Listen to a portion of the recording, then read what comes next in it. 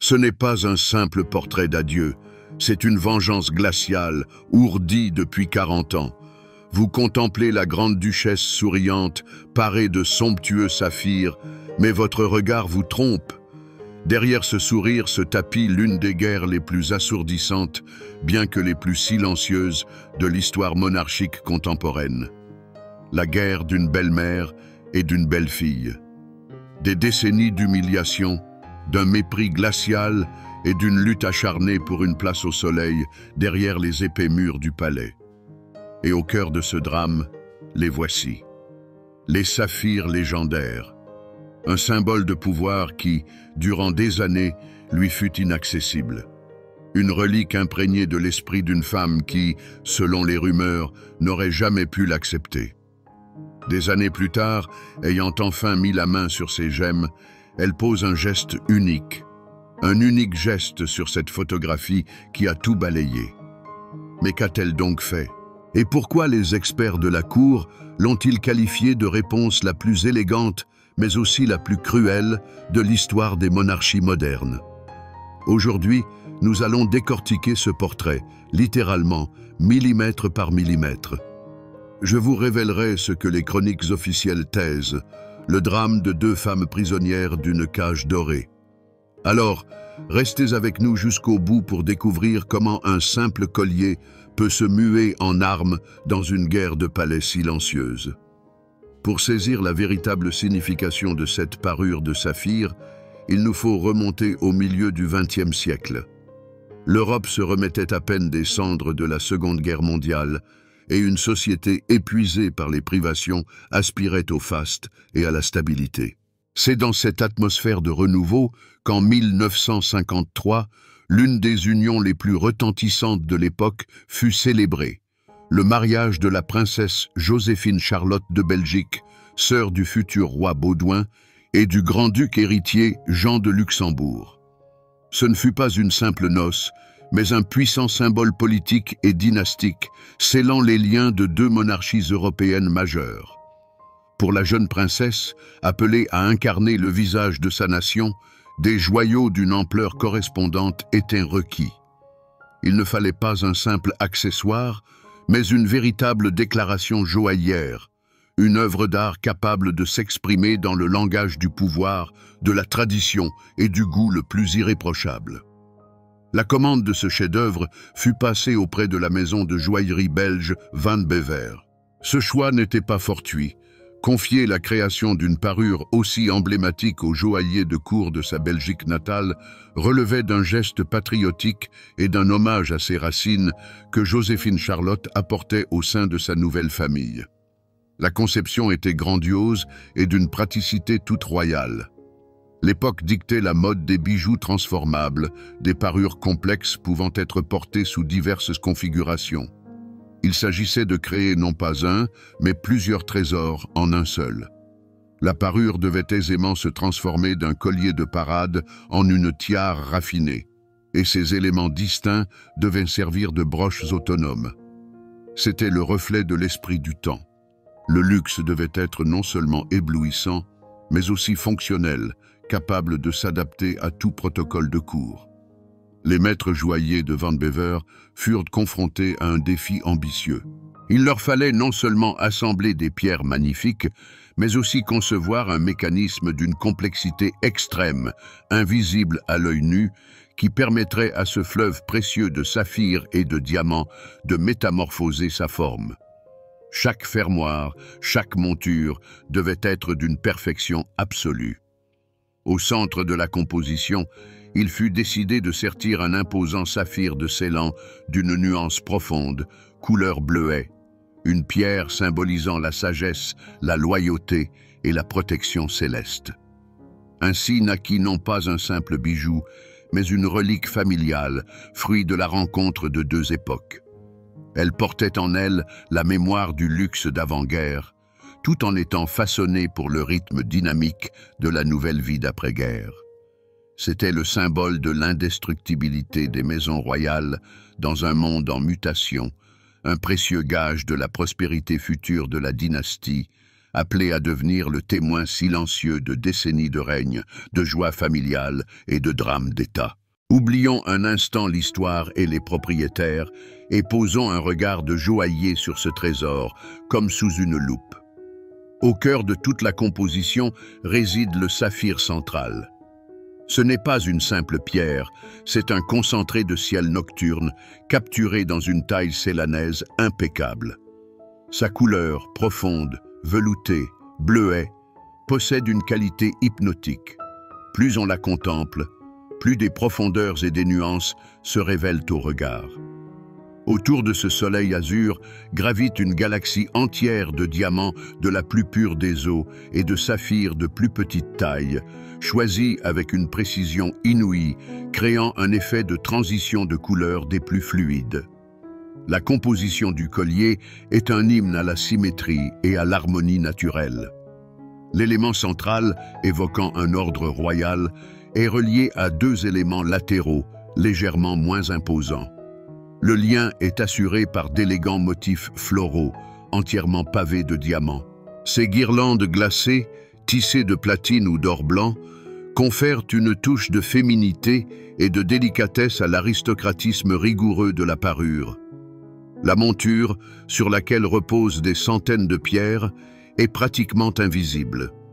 C'est une humble servante dont l'unique tâche est de laisser les pierres briller dans toute leur splendeur, créant l'illusion qu'elles flottent dans les airs. Mais le véritable génie des joailliers Van Bever est caché aux regards indiscrets. Ce bijou est un authentique chef-d'œuvre d'ingénierie, un précieux transformable. Grâce à un système complexe de fermoirs secrets et de charnières invisibles, il est capable de transformation triomphale. Dans sa version complète, c'est un majestueux collier de parade, statutaire et sans compromis. Mais il suffit de détacher les éléments latéraux et la partie centrale se mue en une somptueuse broche ou un pendentif. Les segments latéraux, à leur tour, deviennent des broches-clips jumelles que l'on peut porter sur les revers d'une veste ou à la ceinture d'une robe. Et, enfin, la transformation la plus importante. Fixé sur une monture spéciale, le collier se mue en une tiare scintillante. C'est d'ailleurs sous cette forme que sa première propriétaire, Joséphine Charlotte, le portait fréquemment. Le style du bijou peut être caractérisé comme un art déco tardif avec des éléments de néoclassicisme. Les formes géométriques strictes y sont adoucies par des lignes fluides et des motifs végétaux. Ce n'est pas un simple assemblage de pierres, mais un message chiffré. Les saphirs symbolisent la fidélité et la sagesse, les diamants l'éternité et la pureté, et les fleurs la prospérité de la dynastie. Imaginez un instant que vous le teniez entre vos mains. Vous sentiriez le poids agréable du métal précieux et la fraîcheur des pierres.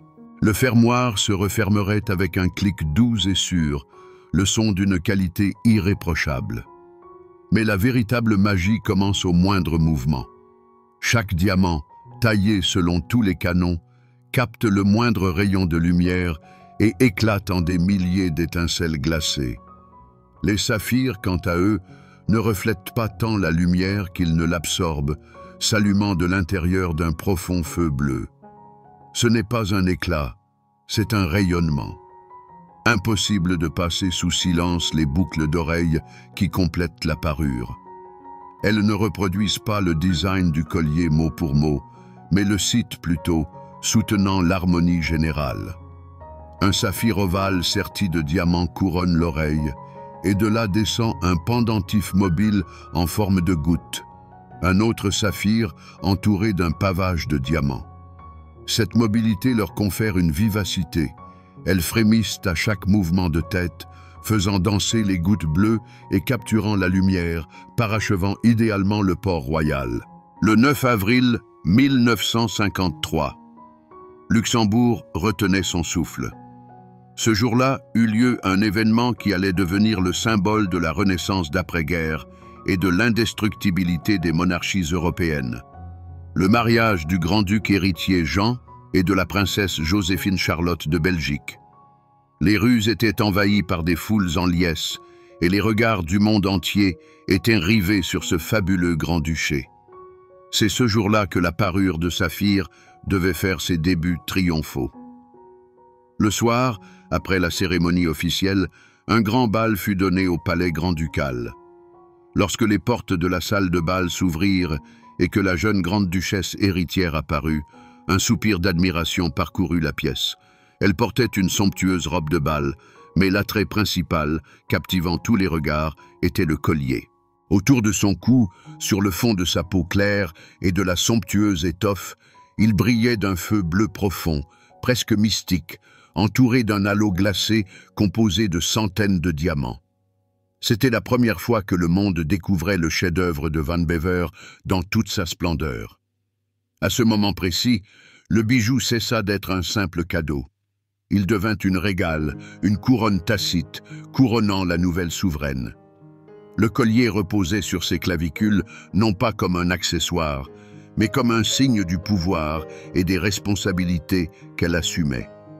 Chaque pierre en son sein parlait de l'ancienneté de la lignée, de la richesse du pays et de l'indestructibilité des liens dynastiques. Ce fut sa consécration joaillière, célébrée sous les yeux de toute l'aristocratie européenne. La réaction fut écrasante. Le murmure qui parcourut la salle était un mélange d'admiration et d'une jalousie respectueuse.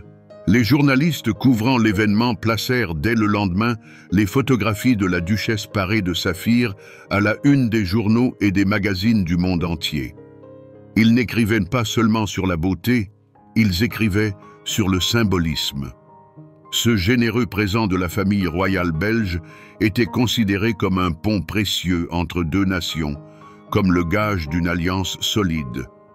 C'est ce soir-là que la parure de saphir cessa d'être un simple ensemble de pierres dans une monture exquise. Elle acquit une âme, un nom et un destin.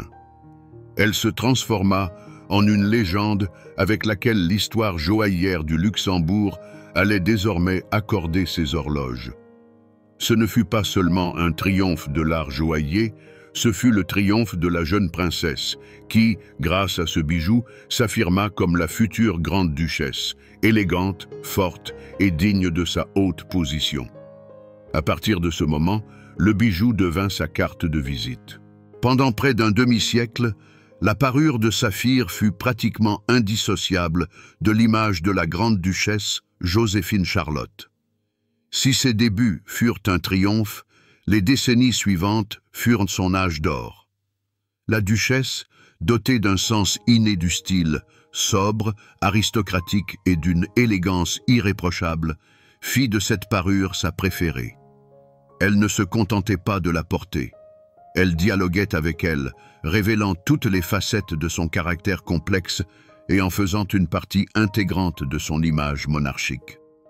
C'est entre les mains de Joséphine Charlotte que le monde a le plus souvent contemplé ce bijou dans sa forme la plus majestueuse, celle d'une tiare.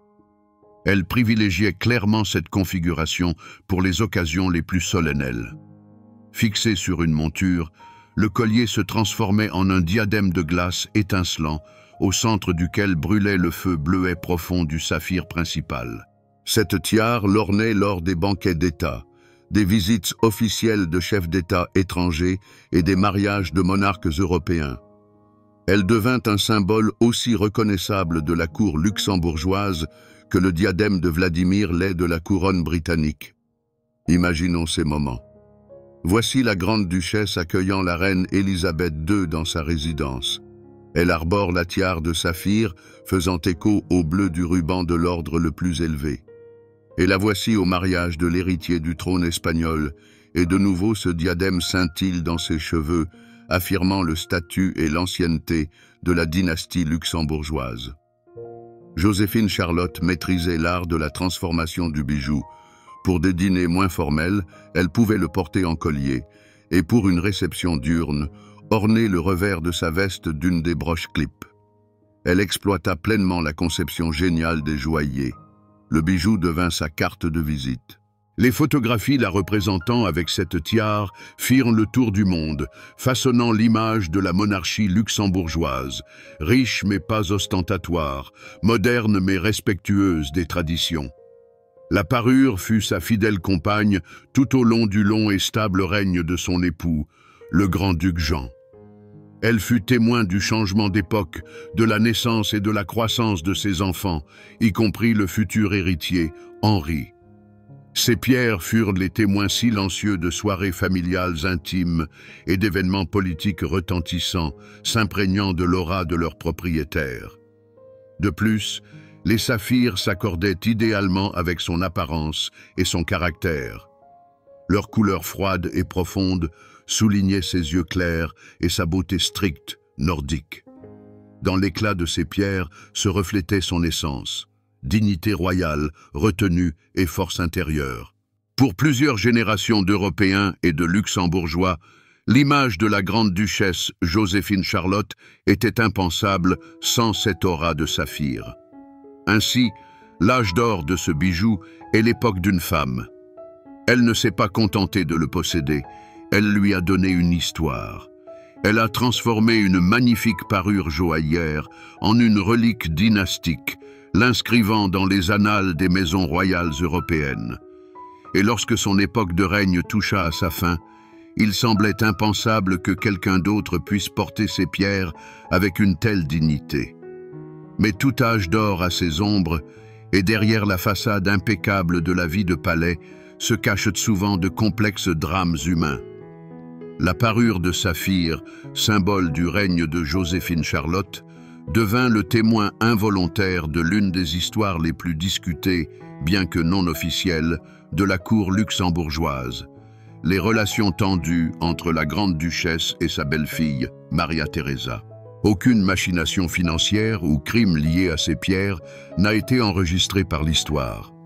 Leur côté obscur est une histoire de la collision de deux mondes et de deux femmes fortes. Les coulisses du palais résonnèrent de chuchotis durant des décennies. D'un côté, Joséphine Charlotte, une princesse de sang européen élevée dans les traditions les plus rigoureuses, un modèle de retenue aristocratique et de protocole. De l'autre, Maria Theresa Mestre, flamboyante, émotionnelle, née à Cuba dans une famille de financiers, une femme du Nouveau Monde, apportant son tempérament et sa franchise à la vieille monarchie. Les légendes racontent que la belle-mère n'aurait jamais pu accepter pleinement le choix de son fils, voyant en sa belle-fille un élément étranger. Au cœur de cette discrète saga familiale, la parure de saphir jouait un rôle singulier, profondément symbolique. Plus qu'un simple ornement, elle incarnait un manteau de pouvoir, une véritable régalie portée par la grande-duchesse régnante. Pour Maria Theresa, la perspective d'arborer un jour ces gemmes ne signifiait pas seulement l'accession à un nouveau rôle, mais aussi la nécessité de se conformer à l'image d'une femme avec laquelle, disait-on, ses relations étaient d'une complexité extrême. Chacune des apparitions de Joséphine Charlotte, ornée de ce diadème, constituait un rappel silencieux de celle qui tenait les rênes. Où s'arrêtaient les faits? Où commençaient les mythes? Pendant de longues années, tout cela demeura au rang de rumeurs, jamais commenté par la cour. Cependant, en 2002, déjà grande-duchesse, Maria Theresa accorda une interview franche dans laquelle, bien qu'avec une grande délicatesse, elle confirma la grande complexité de ses relations avec sa belle-mère et sa souffrance face à la désapprobation de cette dernière. Cette audacieuse démarche mua des années de conjectures en un fait avéré et documenté, projetant une lumière crue sur les ombres qui s'épaississaient derrière les portraits officiels. Ainsi, le scandale lié à cette parure ne relève ni d'une histoire de vol, ni d'une substitution. Il s'agit là d'un drame psychologique autour d'un héritage. Pour Maria Theresa, ces saphirs ne sont pas de simples joyaux, mais un héritage lourd, quoique magnifique, rappelant un long et ardu chemin vers la reconnaissance. Leur éclat froid conserve la mémoire non seulement des bals et des réceptions, mais aussi des non-dits et de la confrontation silencieuse entre les deux grandes duchesses. L'automne de l'an 2000. Le grand-duc Jean, après 36 années de règne, transmet le trône à son fils Henri. En ce moment historique, non seulement le chef de l'État change, mais aussi le statut de tous les membres de la famille. Joséphine Charlotte, qui avait porté pendant près d'un demi-siècle le titre de grande-duchesse consort, devient simplement grande-duchesse. Et sa belle-fille, Maria Theresa, accède à une nouvelle étape. Avec le titre, lui est également transféré le droit de porter les joyaux principaux de la dynastie. La parure de saphir, indissociable de l'image de Joséphine Charlotte, trouve formellement une nouvelle propriétaire. Ce fut un instant empreint d'émotions complexes, inexprimées. Pour la nation, il s'agissait d'un adieu à une ère de stabilité et à l'image familière de la monarchie. Pour Maria Theresa, ce fut le point culminant d'un long cheminement. Mais obtenir le droit de porter ce trésor n'était que la moitié du chemin parcouru. Le plus difficile restait d'en accepter le lourd héritage. Ces gemmes étaient si intrinsèquement liées à la personnalité de sa belle-mère que les porter revenait à s'exposer à une comparaison directe, à laquelle la nouvelle grande-duchesse n'était peut-être pas encore prête. Après le décès de Joséphine Charlotte en 2005, la parure de saphir disparut durablement des regards du public.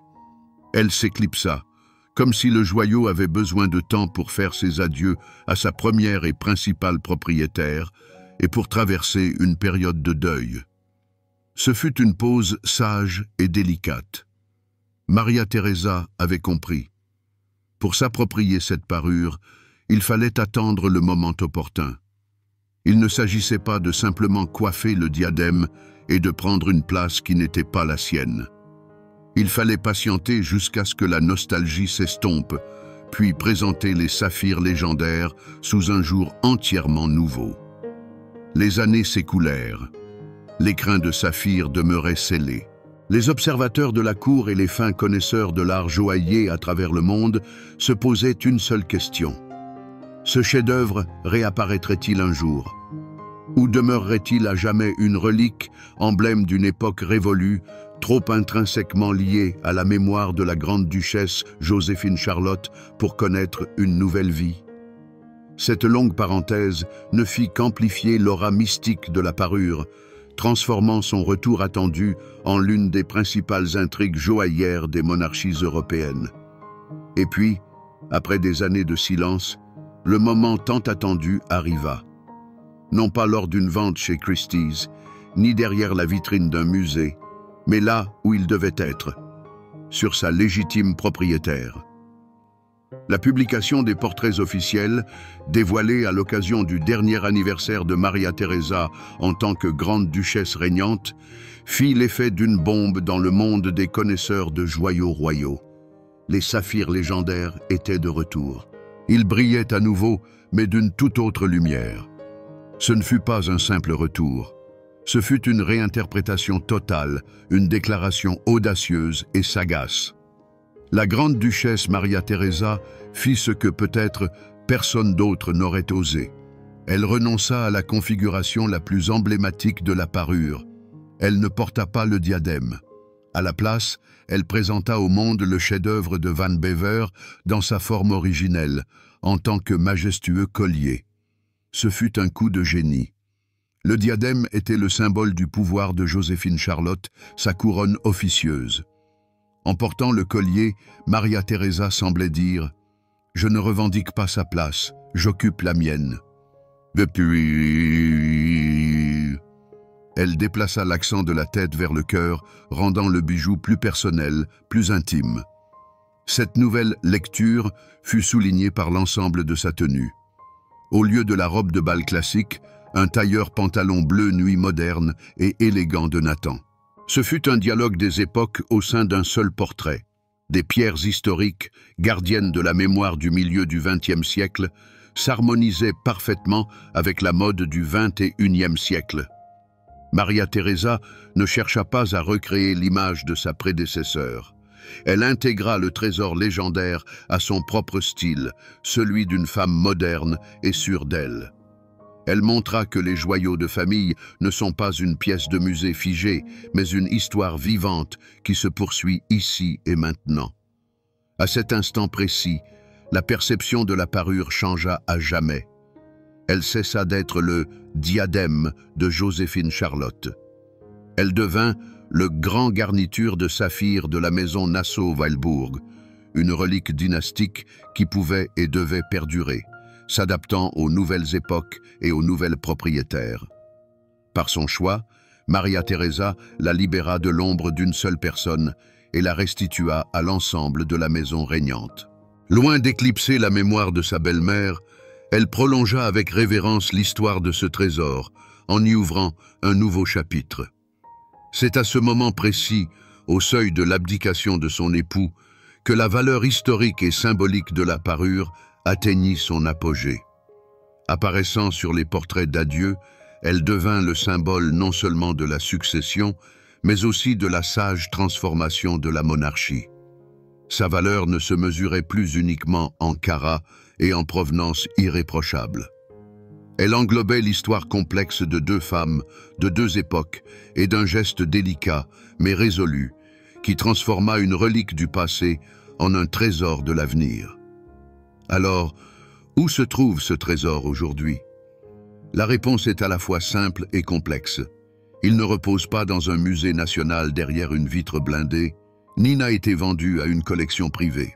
Sa demeure est le trésor du grand-duc de Luxembourg, un fonds familial spécial créé dans le but de préserver les joyaux les plus emblématiques de la dynastie pour les générations futures. Cela signifie que la parure ne sera jamais vendue ni divisée. Elle est définitivement passée de la catégorie des parures personnelles au rang de patrimoine national, appartenant non pas à une personne, mais à la couronne. Son statut actuel est celui d'un artefact silencieux, témoin vivant de l'histoire. Il n'est plus un accessoire de tous les jours, même pour les occasions les plus solennelles. Son apparition est toujours un événement, toujours un message. Sa présence sur les portraits d'adieu de Maria Theresa fut son dernier grand rôle dans l'époque qui s'achevait.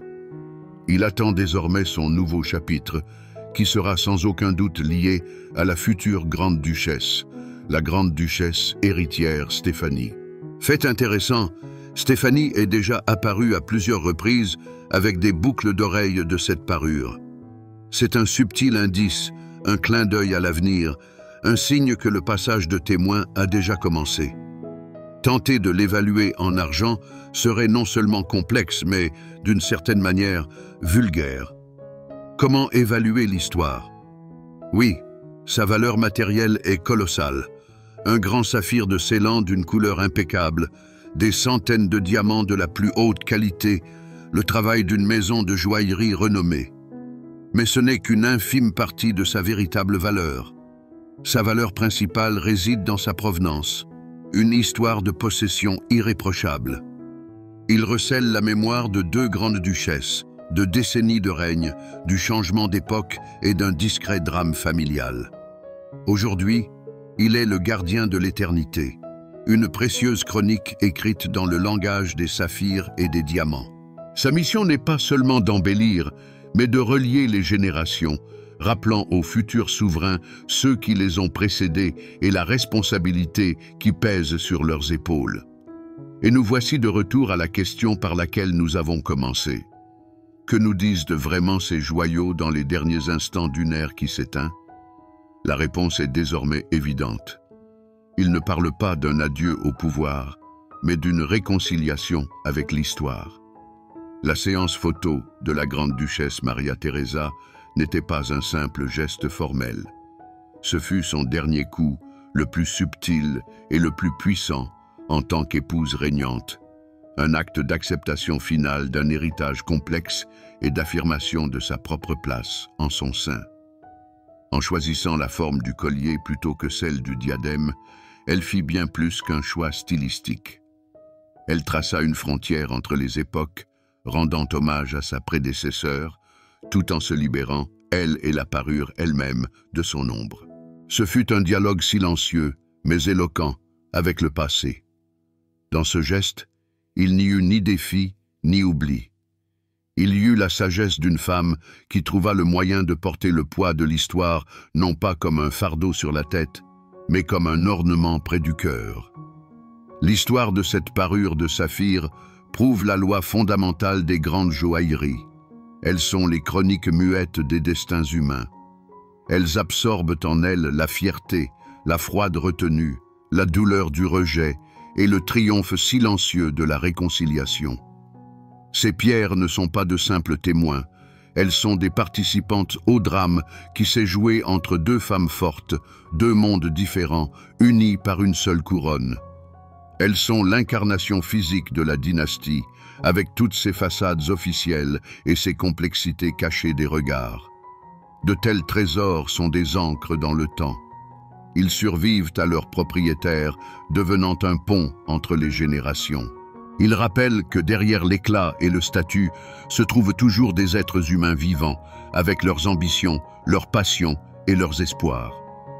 Dans la lumière froide de ces saphirs, s'est figée à jamais l'histoire du règne du grand-duc Jean et de Joséphine Charlotte, et maintenant, dans leurs facettes, se reflète aussi la conclusion sage et discrète que Maria Teresa a apportée. Son statut actuel est celui d'un artefact silencieux, témoin vivant de l'histoire. Il n'est plus un accessoire de tous les jours, même pour les occasions les plus solennelles. Son apparition est toujours un événement, toujours un message. Sa présence sur les portraits d'adieu de Maria Teresa fut son dernier grand rôle dans l'époque qui s'achevait. Il attend désormais son nouveau chapitre, qui sera sans aucun doute lié à la future grande duchesse, la grande duchesse héritière Stéphanie. Fait intéressant, Stéphanie est déjà apparue à plusieurs reprises avec des boucles d'oreilles de cette parure. C'est un subtil indice, un clin d'œil à l'avenir, un signe que le passage de témoin a déjà commencé. Tenter de l'évaluer en argent serait non seulement complexe, mais, d'une certaine manière, vulgaire. Comment évaluer l'histoire? Oui, sa valeur matérielle est colossale. Un grand saphir de Ceylan d'une couleur impeccable, des centaines de diamants de la plus haute qualité, le travail d'une maison de joaillerie renommée. Mais ce n'est qu'une infime partie de sa véritable valeur. Sa valeur principale réside dans sa provenance, une histoire de possession irréprochable. Il recèle la mémoire de deux grandes duchesses, de décennies de règne, du changement d'époque et d'un discret drame familial. Aujourd'hui, il est le gardien de l'éternité, une précieuse chronique écrite dans le langage des saphirs et des diamants. Sa mission n'est pas seulement d'embellir, mais de relier les générations, rappelant aux futurs souverains ceux qui les ont précédés et la responsabilité qui pèse sur leurs épaules. Et nous voici de retour à la question par laquelle nous avons commencé. Que nous disent vraiment ces joyaux dans les derniers instants d'une ère qui s'éteint? La réponse est désormais évidente. Ils ne parlent pas d'un adieu au pouvoir, mais d'une réconciliation avec l'histoire. La séance photo de la grande duchesse Maria Teresa n'était pas un simple geste formel. Ce fut son dernier coup, le plus subtil et le plus puissant, en tant qu'épouse régnante. Un acte d'acceptation finale d'un héritage complexe et d'affirmation de sa propre place en son sein. En choisissant la forme du collier plutôt que celle du diadème, elle fit bien plus qu'un choix stylistique. Elle traça une frontière entre les époques, rendant hommage à sa prédécesseur, tout en se libérant, elle et la parure elle-même, de son ombre. Ce fut un dialogue silencieux, mais éloquent, avec le passé. Dans ce geste, il n'y eut ni défi, ni oubli. Il y eut la sagesse d'une femme qui trouva le moyen de porter le poids de l'histoire, non pas comme un fardeau sur la tête, mais comme un ornement près du cœur. L'histoire de cette parure de saphir prouve la loi fondamentale des grandes joailleries. Elles sont les chroniques muettes des destins humains. Elles absorbent en elles la fierté, la froide retenue, la douleur du rejet et le triomphe silencieux de la réconciliation. Ces pierres ne sont pas de simples témoins, elles sont des participantes au drame qui s'est joué entre deux femmes fortes, deux mondes différents, unis par une seule couronne. Elles sont l'incarnation physique de la dynastie, avec toutes ses façades officielles et ses complexités cachées des regards. De tels trésors sont des ancres dans le temps. Ils survivent à leurs propriétaires, devenant un pont entre les générations. Ils rappellent que derrière l'éclat et le statut se trouvent toujours des êtres humains vivants, avec leurs ambitions, leurs passions et leurs espoirs.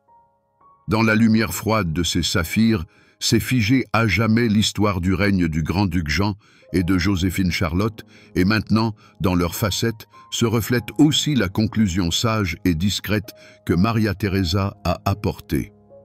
Désormais, cette parure attend son nouveau chapitre, sa nouvelle détentrice. Elle sera transmise, mais non plus simplement comme un assemblage de gemmes, mais bien comme une relique chargée d'un sens complexe et profond. Les monarques passent, les époques se transforment, mais les histoires figées dans l'éclat froid des gemmes demeurent à jamais, car les véritables chefs-d'œuvre sont immortels non par leur valeur vénale, mais par les récits qu'elles murmurent sans un mot.